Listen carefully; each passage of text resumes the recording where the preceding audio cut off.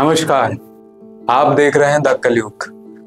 कलयुग यानी आने वाले समय और बीते हुए कल को आपके सामने लाए।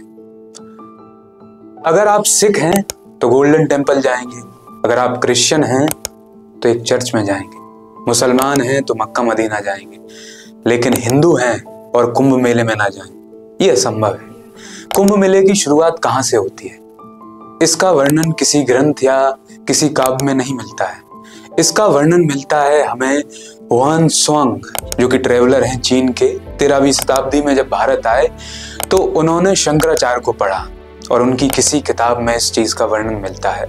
महर्षि दुर्वासा के पास इंद्रदेव आए हुए थे। इंद्रदेव ने कुछ मांगा और दुर्वासा ऋषि ने उन्हें एक सुराही दी, और उस सुराही को लेके इंद्रदेव जाते हैं अपने ऐरावत के पास। ऐरावत के सिर पर सुराही रख देते हैं, सुराही गिर जाती है और ये बात महर्षि दुर्वासा को पता चल जाती है। दुर्वासा को जैसे ही ये बात पता चलती है, ऋषि क्या करते हैं, श्राप दे देते हैं, और उन्होंने भी श्राप दिया, जिसके कारण इंद्रदेव कमजोर पड़ गए। ये बात दैत्यों को पता चली और दैत्यों को खबर के अनुसार, जो दैत्य हरदम करते हैं, युद्ध की तैयारी की। दैत्यों ने आक्रमण बोल दिया।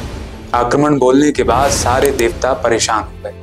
सारे देवता इंद्र के पास जाते हैं और उन्हें समस्या के बारे में बताते हैं। इंद्रदेव कहते हैं कि आप जाइए विष्णु जी के पास।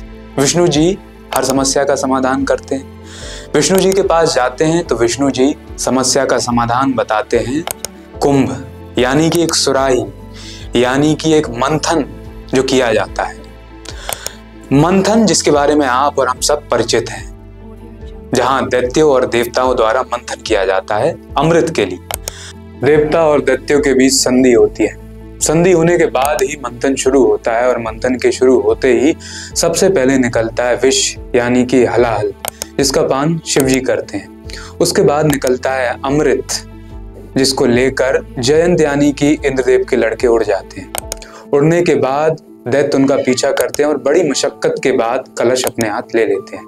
अब दिक्कत यह है कि कलश दैत्यों के पास पहुंच चुका है, और अगर दैत्य अमृत का पान कर लेते हैं तो वो अमर हो जाएंगे। तब फिर से विष्णु जी की एंट्री होती है और वो अपना मोहिनी अवतार धारण करते हैं। मोहिनी अवतार धारण करने के बाद विष्णु जी कलश दैत्यों से अपने पास ले आते हैं। ये इन बीच जो समय लगा वो करीब 12 दिन का लगा, और कहा जाता है कि मृत्यु लोक के 12 साल स्वर्ग लोक के 12 दिन के बराबर होते हैं। और उस दौरान कुछ बूंदें मृत्यु लोक पर गिरी, यानी कि पृथ्वी पर।